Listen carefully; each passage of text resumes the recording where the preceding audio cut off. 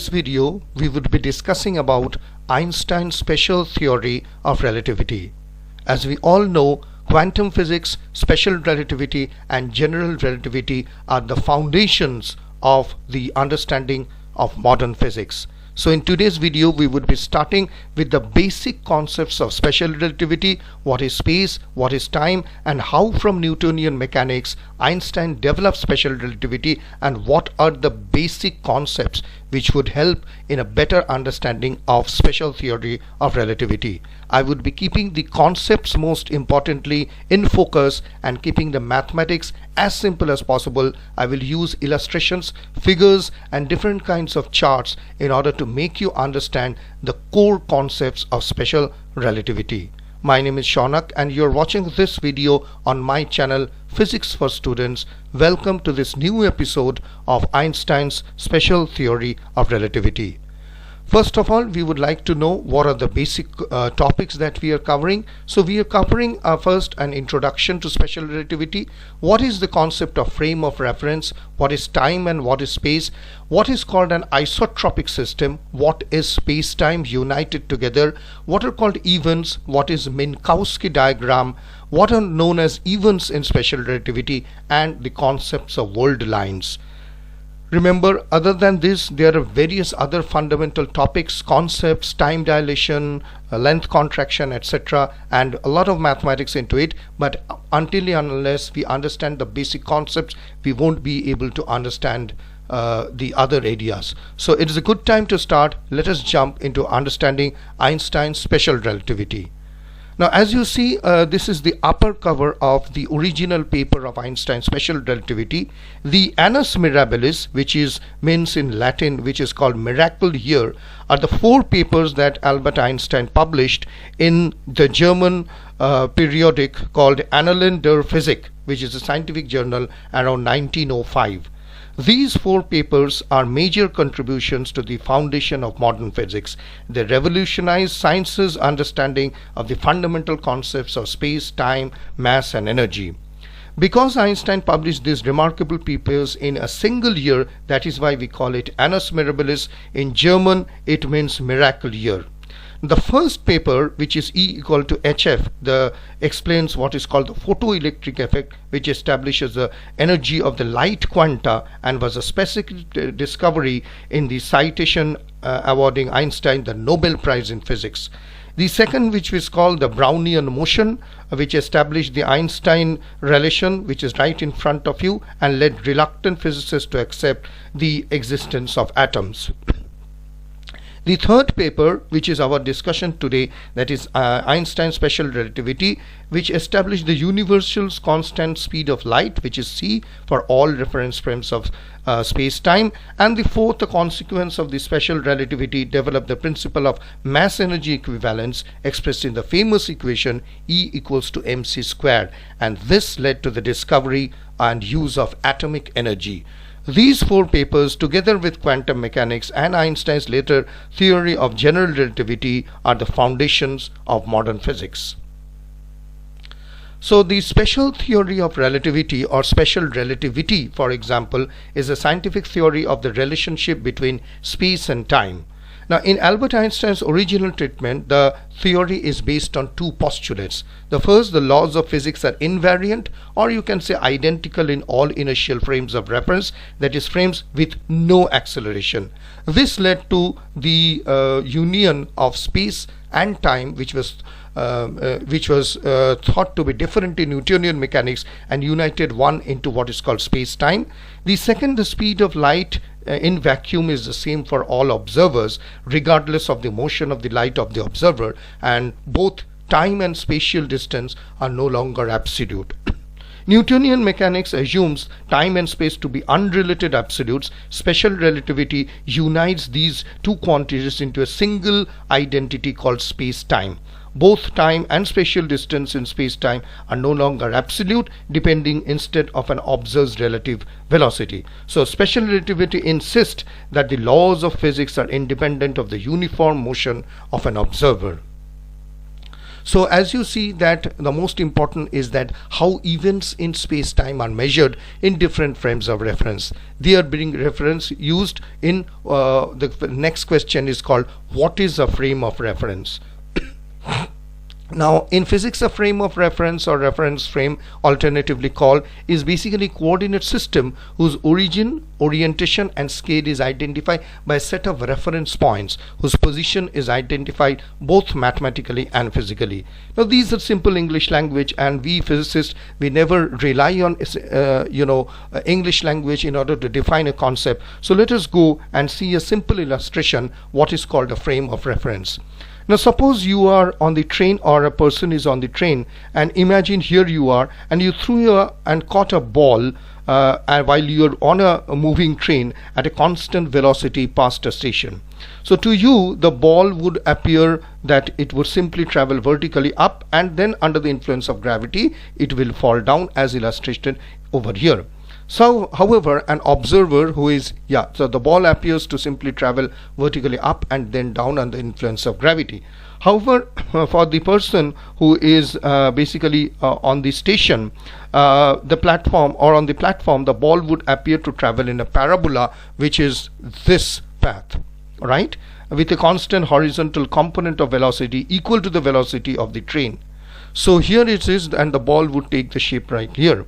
So it would take the shape of a parabola. So inference can be drawn that the different observations occur because for two observers are in different frames of reference, one inside the train or another outside waiting on the station. So a frame of reference is a set of we can say coordinates that can be used to determine positions and velocities of object in that frame. Different frames of reference move relative to one another. Okay, so next what we know is what is called a time. Now why I am going back to Newtonian physics? Because Einstein's special theory of relativity is basically based on Newtonian physics, and until we understand the root of Newtonian physics, it is impossible to understand the further advanced concepts of special relativity. Okay, so what is time? So in Newtonian physics, time is understood as absolute time, and mathematical time by itself from its own nature flows equally without regarding anything by another it is called duration. So here it is, Newtonian mechanics assumes time to be independent of physical phenomena. Now as with the case with the definition of space, the above definition of time is also not usable in practice. In order to arrive at a concrete and useful definition, we follow the same path we took in the concept of defining which is a space. So that is, we are approaching time as a physical system which has fundamental parts and has a structure defined by relation among these parts. We consider the fundamental parts. Here it is moments, or simply we call time moments. They have no quality, or quality or quantity of time, and we demand that the set of moments has a structure of a one-dimensional real Euclidean space. Mathematically this is assumed to be something like all real numbers which correspond to the time cover the complete real plane, and it's called cosmic straight line of time. We will soon demonstrate what is a cosmic straight line of time. Okay, so the time moments are described only on real number 1. All real numbers correspond to the time moments, and we call these straight lines. And clock is any physical or material system which produces single numbers. And remember that time is absolutely not physical, and clocks do not have absolute characteristics, and they react with their environment. Time is absolute. This is as per the Newtonian physics, right? So it is enough to consider an arbitrary physical system which has the ability to produce numbers. We shall call this system as clock, as we have mentioned here. Now these are quite known facts. I mean to say, why we are repeating, because based on these postulates and based on what time is as per Isaac Newton, Einstein's developed the further theories of relativity. Okay, the second is this one. This is called the cosmic timeline. Now this is just, I wanted to demonstrate, as you can see here, that the Big Bang occurred and time flows straight. So for the superstring era, then the inflation area, then the electroweak area, and this is how the present era, the galaxies and the earth is being formed. So what we try to call it is as a cosmic timeline. That means the time which flows in a unified direction and it is absolute. This is a kind of an illustration of what is time. But now that we have defined time, we also need to define what is called a space, and then we can look into the video how time and space is united by Einstein in his special relativity. Okay, so first we will understand what is space in Newtonian physics, and then we would look how space and time is being united.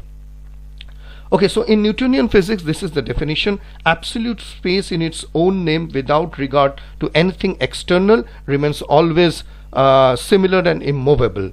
Now, what are the properties does the physical system of space have? Now, let us imagine this system, anything, it can be atoms, molecules. Let us understand this to be a system. So, first of all, it has, we will make it clear and place it on the chessboard of today's knowledge and experience. First is that a physical system has this properties which refer to the character of various fundamental units. So, there are certain fundamental units which has certain character which refers to our system. The second is properties which concerns the interaction among the fundamental units of the systems and comprise what we call the structure of the system. Now this is a kind of a, I would say, a very rigid definition of what we are defining out to be a system, because this would be again considered in space. Okay, so what is a space? Now I have taken an example. For example, this is a pendulum, right? And this has got M. This is basically called the mass point of M, and it has been supported by string length L, which is fixed at one end. And this is another one which has got this L, which is supported by a string length L, which equals to two string lengths L1 plus L2. And the mass M is basically fixed at one end supporting the string.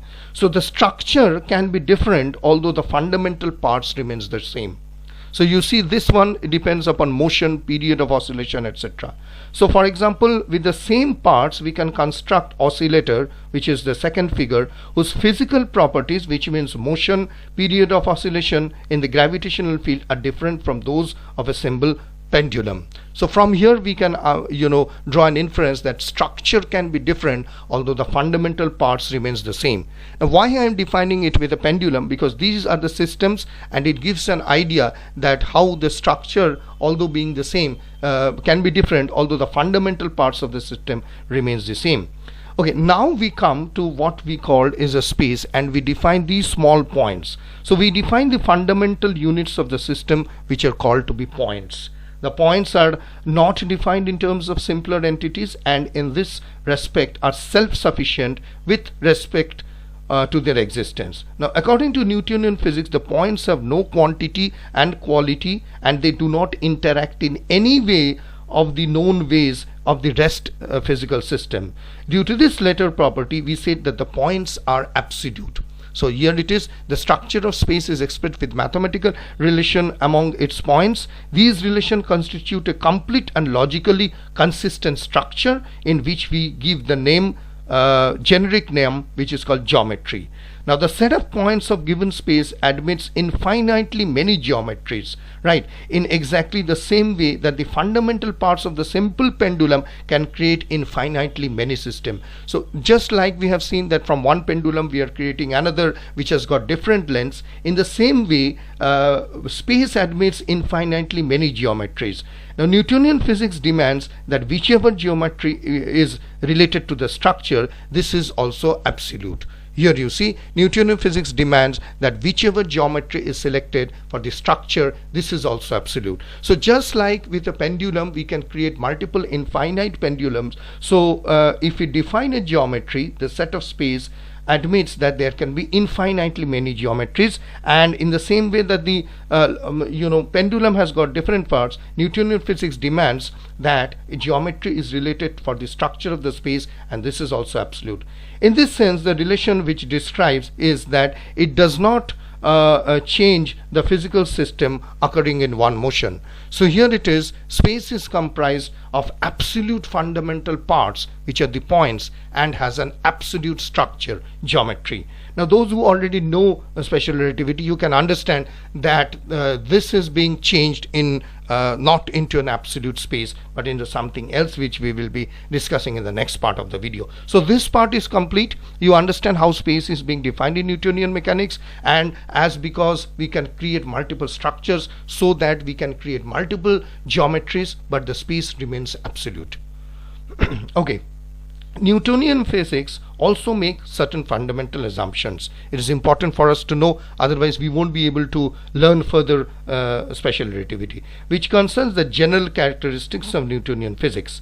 The first is that this is a kind of a coordinates. This is a Cartesian coordinate. The position of a mass point in a space is described, this one, to be a position vector, which is a vector in the linear space R3. That's simple, that is in 3 dimension. Consequently, the space of Newtonian physics is a real 3-dimensional space, and coordinate system of Newtonian physics involves 3 coordinate functions: length, breadth and height. The second one is that the position of the origin of a Newtonian coordinate system is a space is immaterial, or equivalently all points of space can serve as an origin of Newtonian coordinate system. What does this mean? In practice, this means that the point of a space, for example here, where an experiment is being observed or being done, does not affect the quality or quantity of the physical phenomena under consideration. So this property of space is called homogeneity of space, and it is very fundamental of the development of Newtonian physics. So here it is another very important point. It means that the point of space where we are performing any kind of an experiment, or we are observing an experiment, it does not affect the quality or the quantity of the physical phenomena under consideration. So in Newtonian physics, inertial motions can occur in all directions. We all know that. In practice, this implies that the basis of vectors of a Newtonian frame can have any direction in space, and it is called isotropic or isotropy.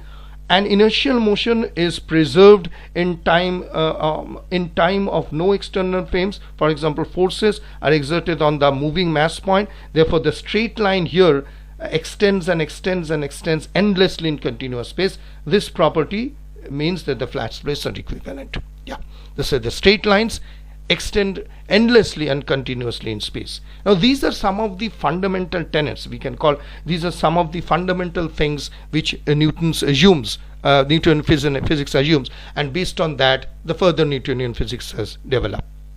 Okay, so what is space and time in Newtonian physics? Let us quickly understand. So under the 20th century, it was assumed that the 3-dimensional geometry of the universe, its spatial expression in terms of coordinates, was independent of 1-dimensional time. That means we have got a time and a space, and there are certain events which are occurring in this 2 or 3 dimension, and it is independent of 1-dimensional time. The physicist Albert Einstein helped developing the idea of space-time as a part of the theory of relativity. This is now being taken up into one lump, which is called space-time, and it is technically called a 4-dimensional manifold. Now, prior to the pioneering work, scientists had 2 separate theories to explain space physical phenomena. One was Isaac Newton's laws of physics to describe the motion of massive objects, and while James Clerk Maxwell's electromagnetic models explain the properties of light. So here it is. In physics, space-time, now we are uniting from space-time to space-time together, is a mathematical model that combines the 3 dimensions of space and 1 dimension of time into a single 4-dimensional manifold. Don't worry if you don't understand manifold, it is not very necessary. Space-time's diagrams can be used to visualize relativistic effects, such as why different observer perceive differently where an event occurs. Okay. So before we go into space-time, we need to look into this great physicist, Hermann Minkowski. Now Minkowski was actually a German mathematician and a professor at Königsberg, Zurich and Göttingen. He first united the separate concept of space-time into space-time. This came to be known as Minkowski space, and Minkowski space is something which is the foundation and cornerstone of Einstein's special and general theory of relativity. I'm so sorry for the spelling mistake of theory.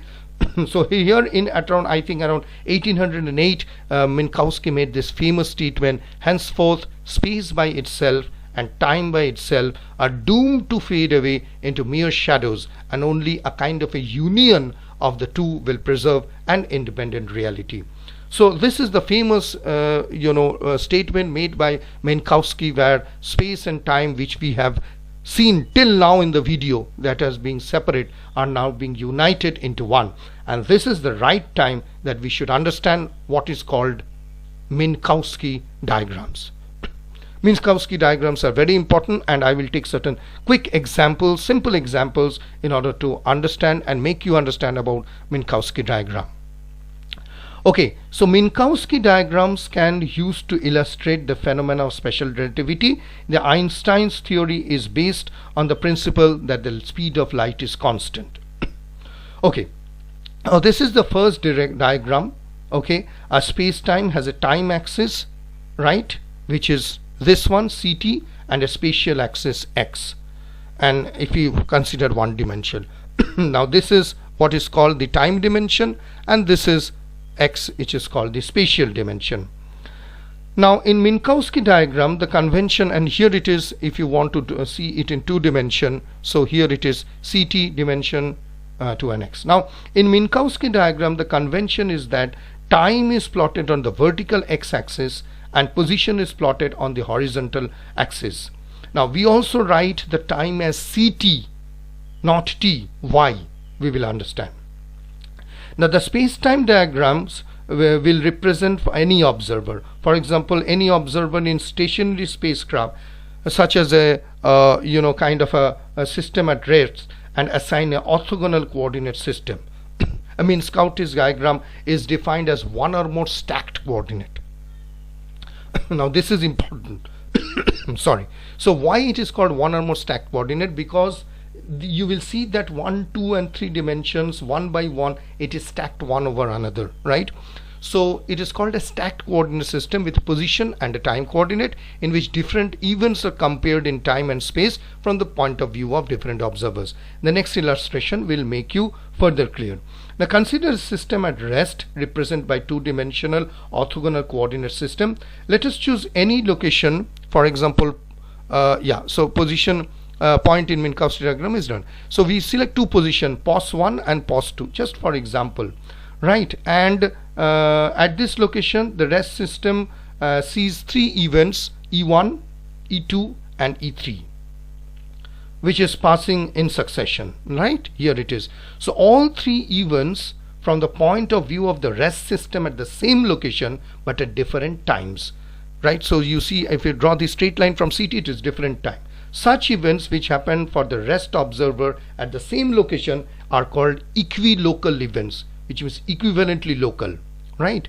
So at the location of pos 2, here you can see that events, for example, a traffic light which turns red, this is the event E0. A shorter time later, here it is E4. So the traffic light turns green, and thus the event E4. These are two also equilocal events. So here it is, if you connect equilocal events, you get a vertical straight line. So the time axis of the rest observer, for example, is also a vertical line. It is the sum of all events which have taken place, are taking place at the location, for example, you can call it as pos 1 equals to 0. The time axis in the history, that is past, present and future, are the position where pos equals to 0, where the rest observer is located. Okay, next which is called simultaneous events. Now a rest observer sees two events, for example here it is, for example E0 and E1, and it happens at CT1, because we are taking two events, so we have to name them as CT1 and CT2. A little later at time CT2, he sees other events E2, E3 and E4, right? So if events do not take place parallel to the time axis but parallel to the spatial axis, and then they take place simultaneously relative to the rest observer, and these are called simultaneous events. For example, the events for E1, E2 and E2, E3 and E4 are simultaneous events. So if you connect simultaneous events here, then you get a horizontal line, where there you get a vertical line. So the spatial axis of the system of rest is, for example, also such a horizontal line. All events on the spatial axis simultaneously starting at CT equals to 0. Okay. So here is something which is called a worldline. Now first I have defined what is a worldline. The worldline of an object is the path of an object that traces in four-dimensional space-time. It is an important concept of physics. So the motion, but also the mere existence of a particle or another body as considered point-like, generates what is called a worldline in a Minkowski diagram. It represents as a trajectory body. So here I will show you certain examples. The first one, A, this body moves with a constant speed away from the body to which the worldline belongs. It is the only body that moves to the left. Second case, this body is like the rest observer at rest at a certain location.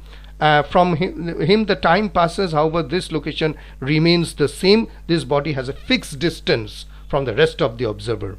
Here it goes, C, this body moves with a constant speed away from the body to within which the worldline B belongs, and according to this worldline it moves to the right bodies of other, which we will see. Okay, this one, D, this body has the same speed as the body to which the worldline B belongs, right, C and D, and bodies C and D moves to the right at a fixed distance from each other. Here it is, here you see the body curves, right? So the body is quite fast and accelerates almost to the speed of light at the event S.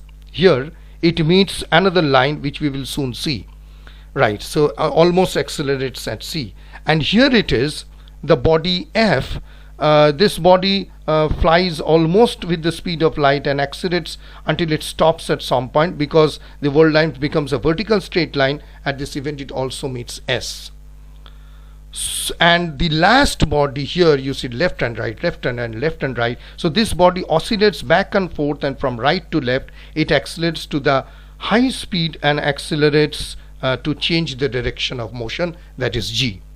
Now these are simple examples of worldlines, how it moves, where it moves, so that your understanding of the worldline and the concept of the motion as depicted in special relativity is something which becomes clear. Okay, now this one, which takes a straight line in Minkowski diagram, is called an inertial system, whereas a curved means that it is accelerating, so it is called accelerated bodies. Okay, now here comes something very important. Now you might have seen in most of the Minkowski diagram that straight line or the light ray C is drawn at a 45 degrees Y.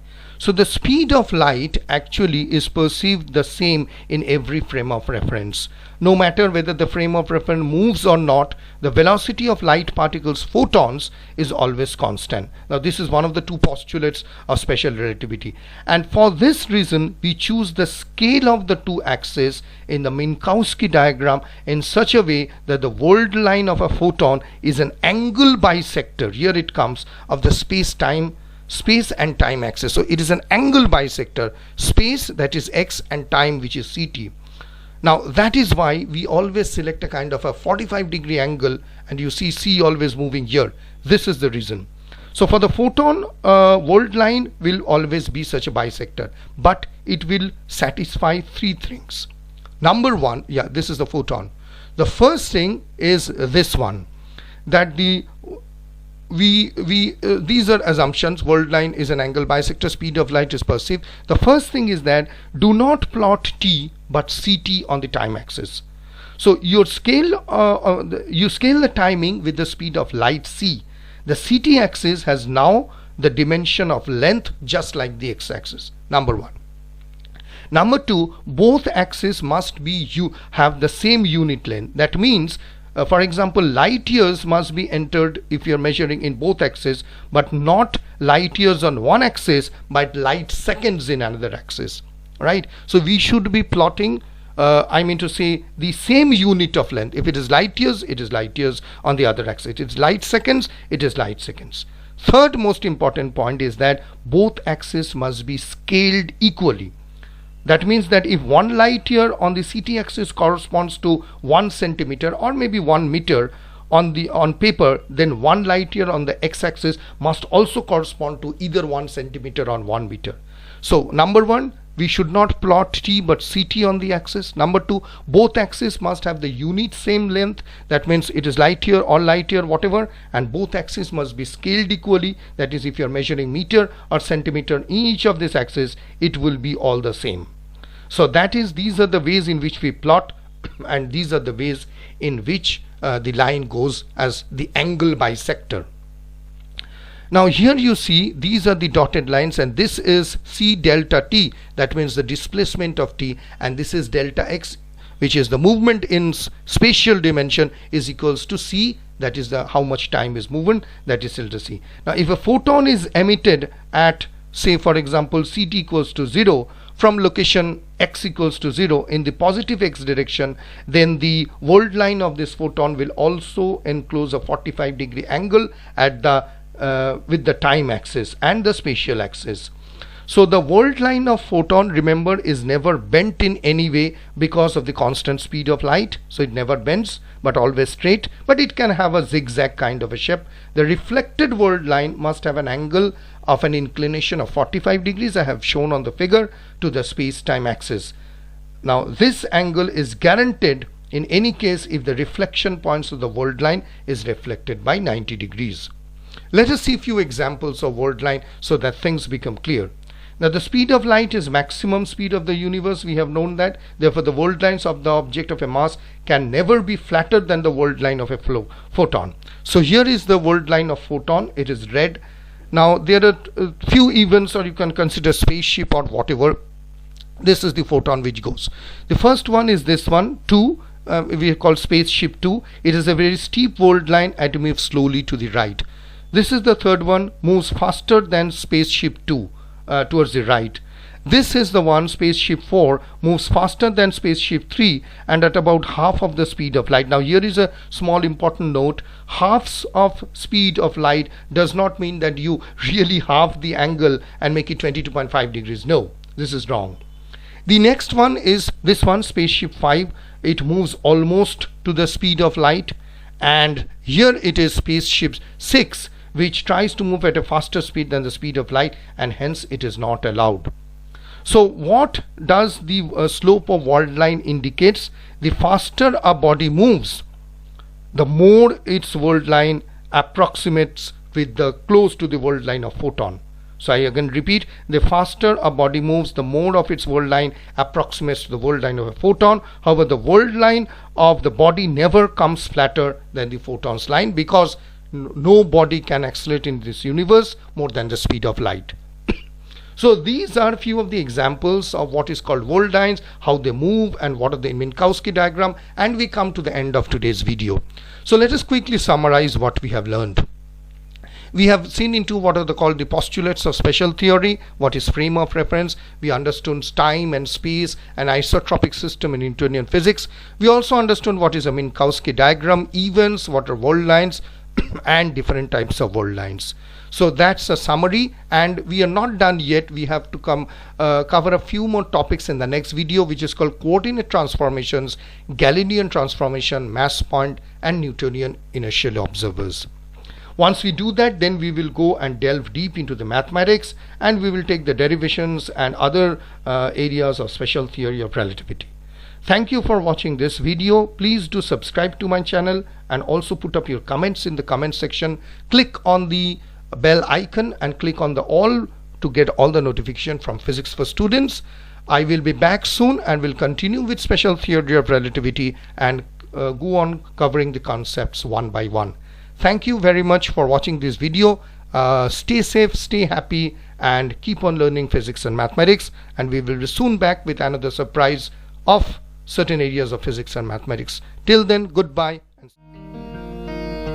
Thank you for watching this video. We appreciate your time and patience. If you want to connect with us and provide further feedback, comment, or suggestions, please email us at contact.physicsforstudents@gmail.com. You can also follow us on Facebook, Instagram, and LinkedIn. See you soon in the next video.